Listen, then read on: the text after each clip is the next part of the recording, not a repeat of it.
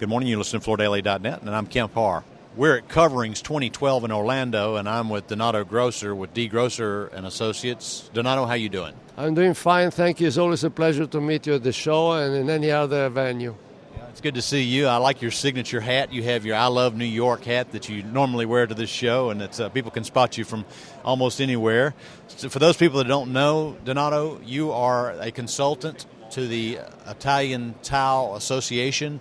You like to track all the numbers. Let's start out talking about how the Italian tile industry is doing in the U.S. Italian business today for ceramic tile is a high-end business.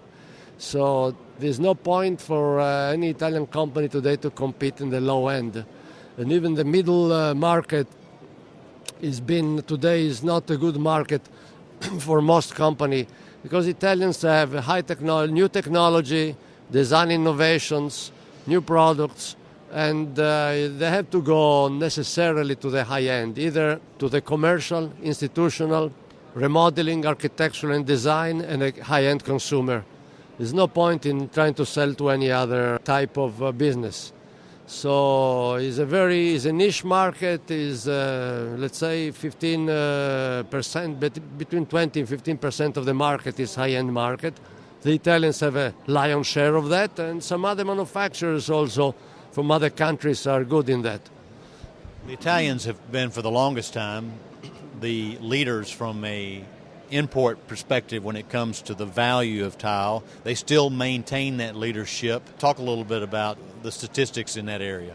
Well, in dollar terms, Italians still sell between $350 and $400 million of ceramic tile to this country. But you have to take into consideration a very important factor here. Several years ago, a few companies, Italian companies, large Italian companies with capitals, realized that they could not continue competing or exporting as much as they did from Italy as they did before. So they opened factories in the United States. Today we have 5 Italian ceramic tile factories in the United States that are owned by Italian companies.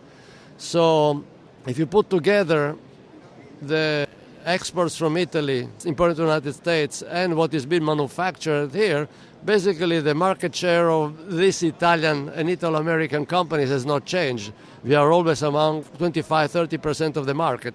I don't know if you've seen our April issue yet, Donato, but in our April issue we talk about the consumption of ceramic tile versus other surface types and how the United States continues to be the lowest consumer of tile in all of the developed countries. We actually point out in this article in April, in our industry overview, that if we were to consume the same amount of tile that we see not in the heavy user countries, but in the moderate user countries, this tile market would be another $2 billion a year bigger. Do you agree with that? Well, this is a big dream, the impossible dream, and you cannot really expect something like this to happen very quickly or ever. There are cultural differences, there are economic differences here. Here in this country, carpeting has been always a lion's share of flooring. Is an inexpensive product, is a good product, is a soft product. People have been used to that, and you don't change habits so quickly. So in this country, ceramic tile is about 10% of the flooring market. In Italy, is about 70% of the flooring market.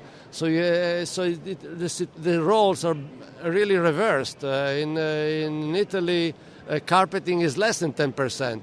So basically, that is a cultural thing. Here, there is enormous opportunity for ceramic tile to grow in this country, but we had to overcome economic factors, cultural factors, and labor factors. We have a bottleneck. We don't have enough quality installers in this country, and that's why the main associations that are partners of the show, the Tile Council of North America, the Spanish Manufacturer Association, Italian Association, CTDA, the Distributor Association, and the Contractor Association, they got together and supporting the Ceramic Tile Education Foundation to try to educate and to give certification to American installers to increase the market increase the number of qualified installers and showing to the market that there are installers that they can trust because they have quality and they know how to do, they don't have to be afraid of failures. All right, so Donato, you're giving a presentation tomorrow about the changes based on this economic depression we've gone through, the changes in distribution and how it's affected them. Give us a couple highlights from that presentation. You use the right word, depression. It's been a recession for the United States, but has been a depression for the ceramic tile industry. One of the most important indicators of this is that the number of outlets of distributors of ceramic tile in the United States declined by over 20% in the past 3 years. And this would have been even worse had not been for the fact that about 30% of the outlets, distribution outlets, are controlled by the large manufacturers like Dal Tile, Marazzi, Florida Tile, and Florim, and these companies. So they have big, deep pockets, and they don't, even if the situation is not bad, they don't close their distribution points. But the independent distributors, the situation was about probably 30% of the outlets have to close in these past 3 years. And luckily, those who survived the recession are doing better today because they were more focused, they were more diversified, they didn't rely so much on the new housing construction, and many of their competitors are out of business, so the market is not great yet, but some places they are the only one to sell. I guess that makes it difficult for the importers who are trying to find distributors that they can align themselves with, because if most of the big distributors are tied in with these big producers, there's fewer for them to choose from, right? Yeah, that has been something going on for a long time, but also there are much less foreign manufacturers who export to the United States. A lot of them decided that the quantities that we're selling in this country were not sufficient to justify the effort. So also there's been a shrinkage at all levels. One thing that we've been watching, obviously we've been watching the changes in the size of tile. The format's bigger, there's fewer grout lines. We're also watching this thin tile, and we know the Italians are leading in that area. Talk a second about that. Well, if you want to talk about thin tile, you have to talk to somebody else, because I'm not really an expert in the technical aspects of tile. When I saw the first thin tile coming out, I was very excited because it's a fantastic product, and the weight, it takes care of the problem of weight because it weighs much less.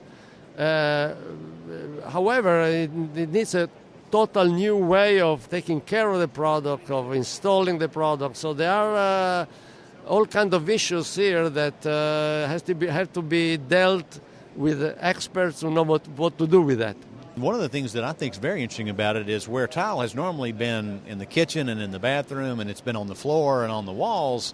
With this thin tile, we've opened up these whole new markets. It can be a building cladding, exterior cladding. It can be a cabinet facing. It can be a countertop. It just broadens the areas where you can see this product being used.